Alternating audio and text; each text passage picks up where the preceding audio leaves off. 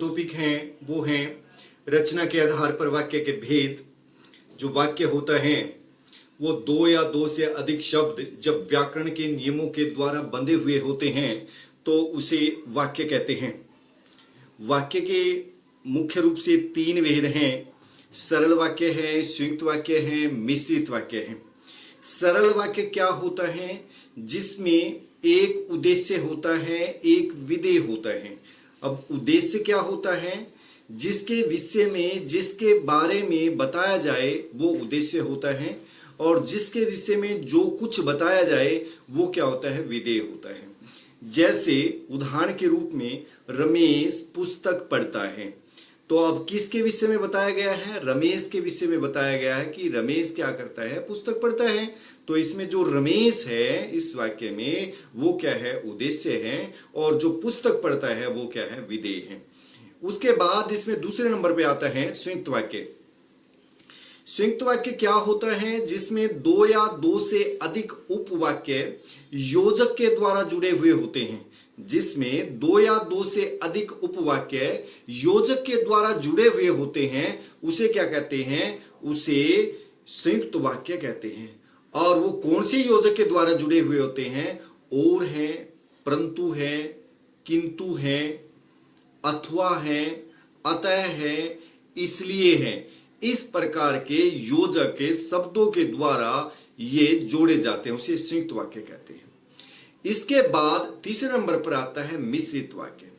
मिश्रित वाक्य में दो या दो से अधिक उपवाक्य होते हैं, लेकिन एक मुख्य वाक्य होता है, एक प्रधान वाक्य होता है। उस पर क्या है? वो सभी आश्रित होते हैं, उस पर निर्भर होते हैं। इसको जो जोड़ने के लिए, इसको बनाने के लिए जो है, जिसने है, उसने है, जब है, तब है, की है, यद्यपि है, तथा है, फिर भी है, इनके द्वारा क्या है? इस वाक्य को बनाया जाता है। अब जैसे आपके हैं कुछ हैं, जैसे मैंने आपको बताया जो सरल वाक्य है, सरल वाक्य की क्या पहचान है? जिसमें एक उद्देश्य होता है, एक विधेय होता है। इसके बाद जो संयुक्त वाक्य है, संयुक्त वाक्य में क्या होता है? इसमें और है, अथवा है, किंतु है, परंतु है, अतः है, इसलिए है। इसके बाद जो मिश्रित वाक्य है, इसमें जैसा, वैसा, जब, तब, क्योंकि, यदि, तो, कि, जिसने, उसने, फिर भी, इस प्रकार के शब्द आते हैं। इसके बाद जो आपके जो पेपर में आता है वो चेंज करना आएगा। वो कैसे है? जैसे सरल वाक्य है, सरल वाक्य को संयुक्त वाक्य में बदलना है। जो सरल वाक्य है, सरल वाक्य को संयुक्त वाक्य में बदलना है। जैसे पिताजी कुर्सी पर बैठकर अखबार पढ़ने लगे। अब इसमें किसके विषय में बताया गया है? पिताजी के बारे में बताया गया है कि पिताजी कुर्सी पर बैठकर अखबार पढ़ने लगे। तो इसमें जो पिताजी है वो क्या है? उद्देश्य है, और कुर्सी पर बैठकर अखबार पढ़ने लगे ये क्या है? विधेय है। इसके बाद इसको चेंज करेंगे संयुक्त वाक्य में। इस एक सरल वाक्य है, एक साधारण वाक्य है, इसमें एक उद्देश्य है, एक विधेय है। इसको हम चेंज करेंगे संयुक्त वाक्य में। संयुक्त वाक्य में जब हम इसको बदलेंगे तो इसमें और, परंतु, किंतु, इनके द्वारा इसको बनाएंगे। दो वाक्य बनाएंगे इसके।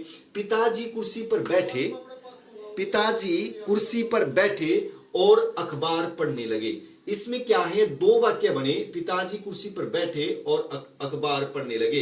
ये किसके द्वारा जोड़े गए हैं? और के द्वारा ये जोड़े गए हैं। ये क्या है? संयुक्त वाक्य है। इसके बाद आपका आता है सरल वाक्य से मिश्रित वाक्य। जो सरल वाक्य होता है उसे मिश्रित वाक्य कैसे बनाया जाता है? जैसे सरल वाक्य है, परिश्रमी व्यक्ति को मीठा फल अवश्य मिलता है। जो परिश्रमी होता है, जो मेहनती होता है, उसको मीठा फल अवश्य मिलता है।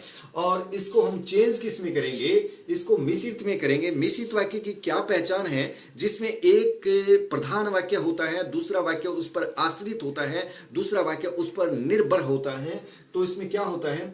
जो व्यक्ति परिश्रम करता है, जो व्यक्ति परिश्रम करता है उसे अवश्य मीठा फल मिलता है। अब यहां पर जो आया है, जो व्यक्ति परिश्रम करता है, ये क्या हो गया? प्रधान वाक्य हो गया।